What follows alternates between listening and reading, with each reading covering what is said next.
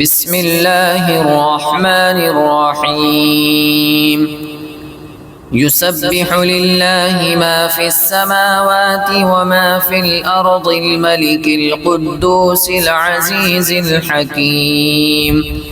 هو الذي بعث في الأميين رسولا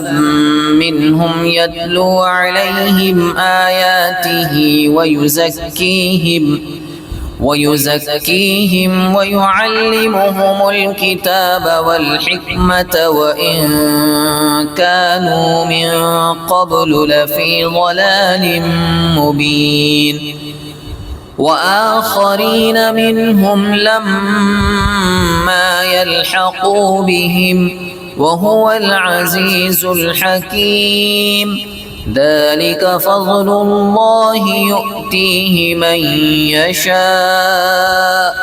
والله ذو الفضل العظيم مثل الذين حملوا التوراة ثم لم يحملوها كمثل الحمار يحمل أسفارا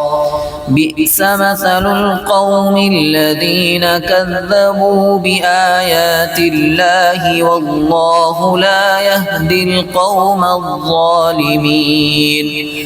قل يا أيها الذين هادوا إن زعمتم أنكم أولياء لله من دون الناس فتمنوا الموت إن كنتم صادقين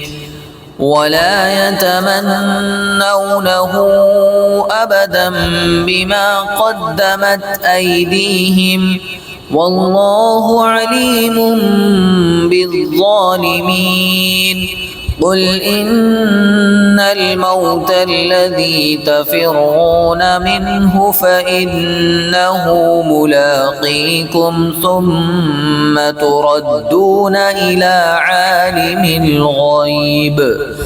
ثم تردون إلى عالم الغيب والشهادة فينبئكم بما كنتم تعملون يا أيها الذين آمنوا إذا نودي للصلاة من يوم الجمعة فاسعوا إلى ذكر الله وذروا البيع ذلكم خير لكم إن كنتم تعلمون فإذا قضيت الصلاة فانتشروا في الأرض وابتغوا من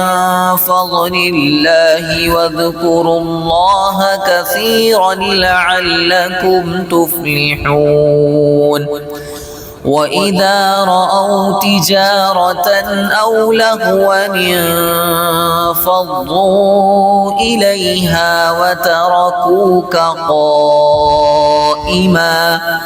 قل ما عند الله خير من اللهو ومن التجارة والله خير الرازقين